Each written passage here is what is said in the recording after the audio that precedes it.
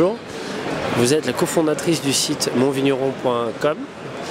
Aujourd'hui, on est donc à Vigny Sud. Vous avez présenté une conférence intitulée L'œnotourisme et Internet. Pour commencer, est-ce que vous pouvez nous faire un petit point sur l'œnotourisme, le marché de l'œnotourisme aujourd'hui? Alors tout à fait. L'œnotourisme aujourd'hui, c'est entre 7,5 et 12 millions de visiteurs par an en France, dont 61% de visiteurs français. Et il ne faut pas oublier que le tourisme sur Internet, c'est quand même le premier marché avant le high-tech. Donc ça représente un marché considérable que les vignerons peuvent investir pour augmenter leur chiffre d'affaires ou se faire connaître. D'accord. Alors justement, pour un vigneron qui a l'habitude de se concentrer au vin, à son produit, est-ce que c'est pas un petit peu un piège de se lancer dans l'œnotourisme, sachant que dans l'œnotourisme il y a la partie touristique, communication, qui est en fait un métier à part?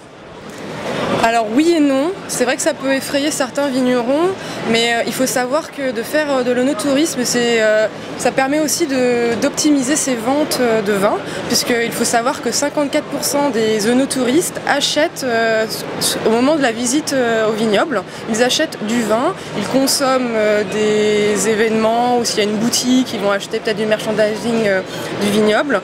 Donc c'est vraiment à ne pas négliger, 54% c'est une personne sur deux qui achète du vin. Et encore plus important, il y a une étude qui est parue par Kantar qui dit que 68% des gens qui ont qui ont visité un vignoble réachètent annuellement chez le même vigneron. Donc ça permet d'acquérir des nouveaux publics, des nouveaux clients, mais aussi de fidéliser ces clients en les faisant racheter annuellement, puisqu'ils ne vont pas juste acheter une caisse de vin, ils vont racheter le souvenir de la visite au vignoble, de la passion partagée avec le vigneron. Ça crée un lien affectif avec le client et ça permet aussi de nouer un lien, de lui proposer des avantages exclusifs comme des dégustations, des cuvées spéciales. Donc l'œnotourisme, c'est un métier, c'est sûr qu'il faut pouvoir avoir les conditions d'accueil pour que les visites se passent bien.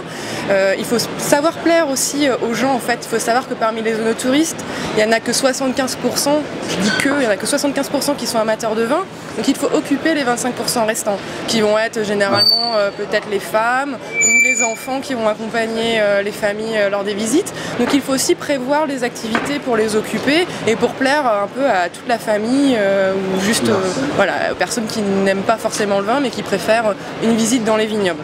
Donc, voilà, un vrai générateur de chiffre d'affaires et de fidélisation clientèle. Donc, concrètement, si un vigneron souhaite donc, se lancer dans l'aventure de l'œnotourisme sur Internet, quelles sont les premières étapes? Alors, communiquer. Non mais ça paraît tout bête, mais il est difficile. C'est difficile de faire venir des visiteurs quand personne ne sait que vous accueillez des touristes à domicile. Donc si vous avez un site internet, il faut le mentionner et surtout indiquer des choses pratiques.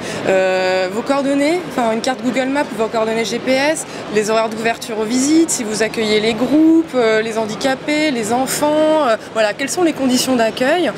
Après vous pouvez, l'idée c'est que votre site internet n'est visible que finalement suivant l'investissement que vous y consacrez, que ce soit humain ou financier, donc il n'est pas forcément visible. Donc vous pouvez utiliser pas mal de relais, les vignerons peuvent utiliser pas mal de relais comme les blogs, comme les réseaux sociaux Facebook, Twitter. On a aussi des agrégateurs de contenu spécialisés vin, alors je pense à Wine Everybody ou Planète Vin, il y en a pas mal qui permettent justement de multiplier sa visibilité sur Internet.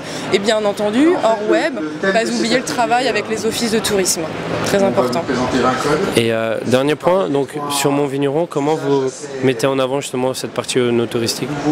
Alors nous on est parti du principe en tant que justement touriste viticole, on avait le problème, on ne savait jamais sur quel site trouver l'information pour des visites de vignobles dans chaque région viticole, puisqu'aujourd'hui on a quand même une multitude de sites locaux, mais il faut le trouver et il faut avoir du temps pour le trouver, donc on va souvent à l'office de tourisme par flemme et on n'a pas tout à fait toute l'information.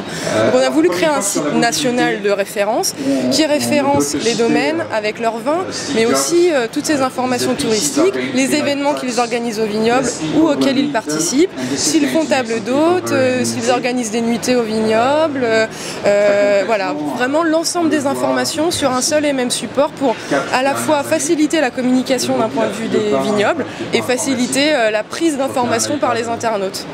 Merci beaucoup Sarah Lacroix. De rien, merci.